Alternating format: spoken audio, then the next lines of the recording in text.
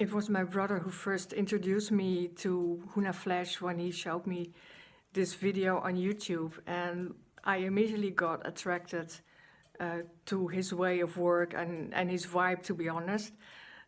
So when he came to Holland on June 11 to do the burning mask, my brother and me thought, okay, let's go check him out. And we went there and we did this amazing ceremony to honor all the souls that somehow sacrificed themselves in these past years for the Great Awakening, all these souls that still will sacrifice themselves the coming years, and to honor them. And at the same time, what attracted me was his attitude of what he calls light in action. And I thought, that's really right up my alley.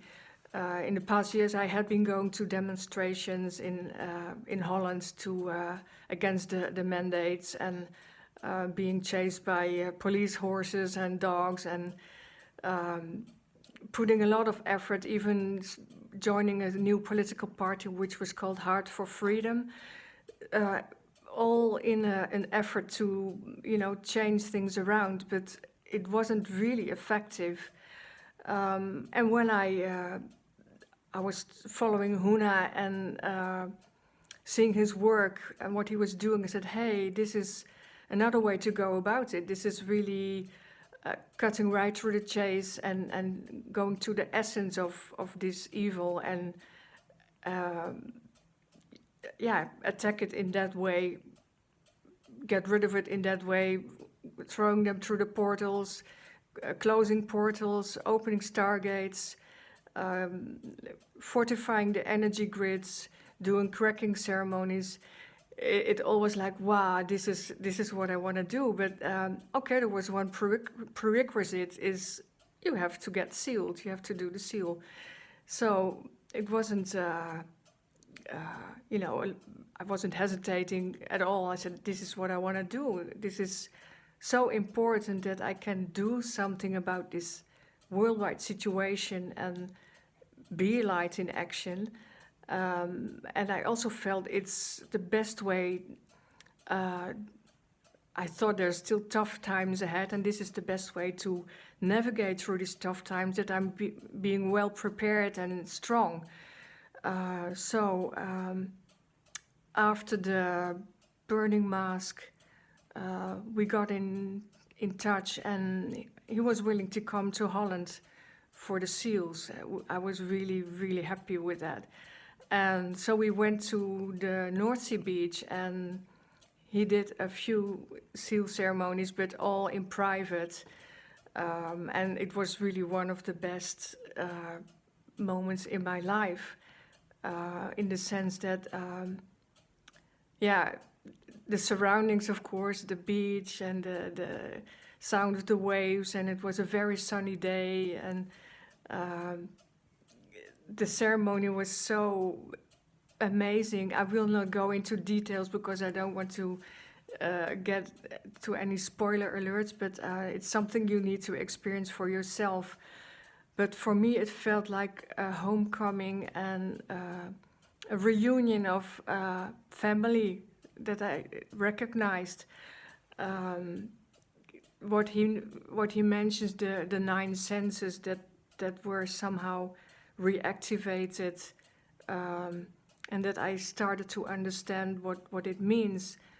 I see you, I hear you, I smell you, I taste you, I touch you, and then I feel you. So it's more the emotional. And then what really touched me, I remember you. And then, because I remember you, I know you, and therefore I am you. It was so touching, and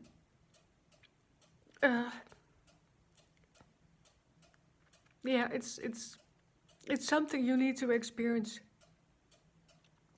And then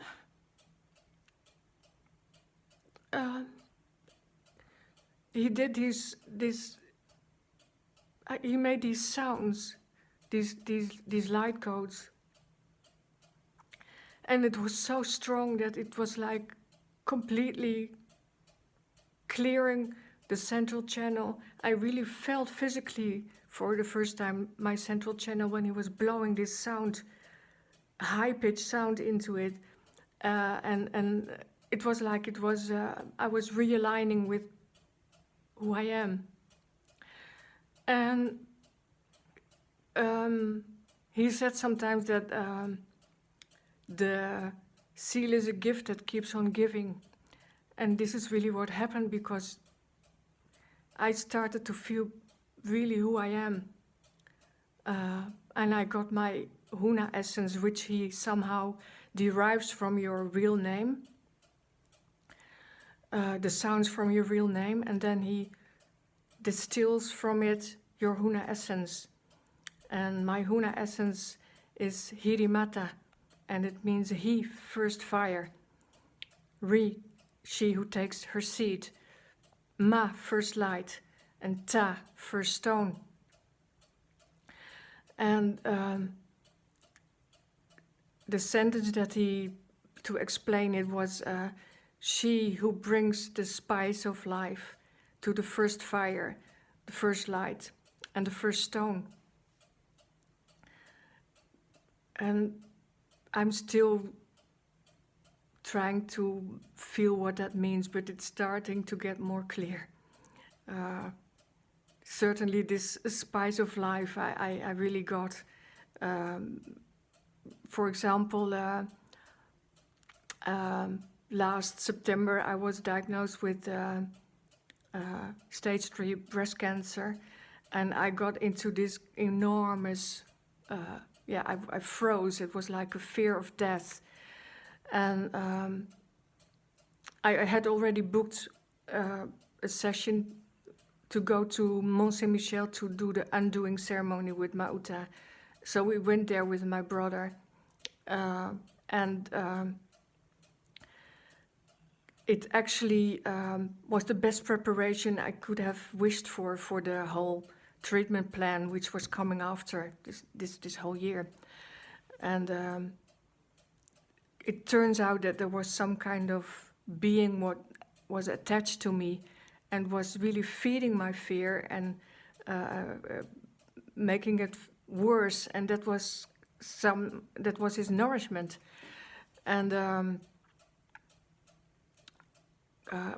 Mauta, he managed to, in a way, seduce this being to go to the light, not without a not with a fighting attitude, but more with compassion. And as he says, we hold them in the dark until the light comes.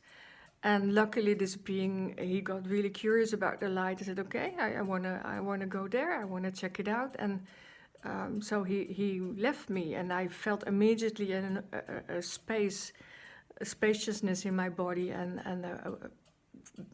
something was lifted from my shoulders. And what was the most amazing thing, that this fear was completely gone. And I said to him, yeah, I feel so light, and I feel so grateful, but I still feel I should do the chemo and the whole treatment.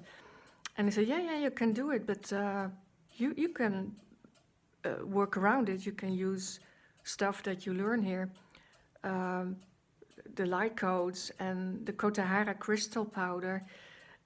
You can sprinkle it around your treatment place, and it will help the treatment, and it will help neutralize the bad side effects. So I actually did that, and through this whole year I hardly had any side effects, and I am now healed. I'm completely healed. I still have to do an after treatment, which they call a preventive treatment. But the thing is that somehow these codes, the nurses, they were first like, what are you doing?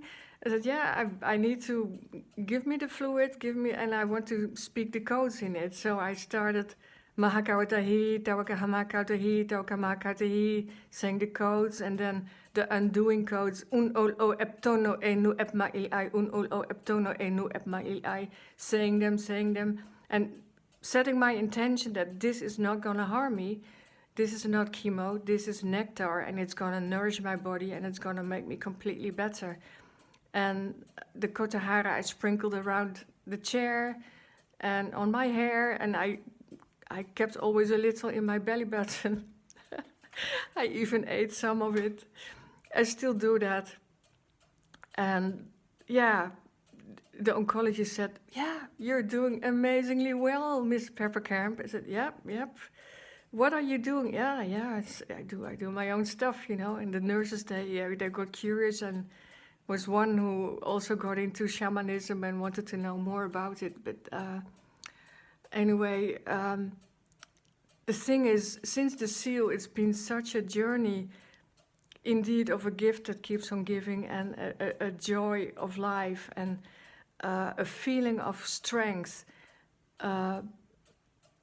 Maybe what it does is that if you compare, what they say with light is the intensity of light, the amount of lumen that a light bulb has, is 50 lumen, 80 lumen. I think a human being is the same way, that we have a certain intensity of light, and that with the seal, this light, your own light, is intensified. So you are not 80 lumen, but you are maybe 1,000,000 lumens suddenly, and you can do a lot of things. You can, and also what he said, getting sealed, you can become part of what he calls the maintenance crew for the light grid.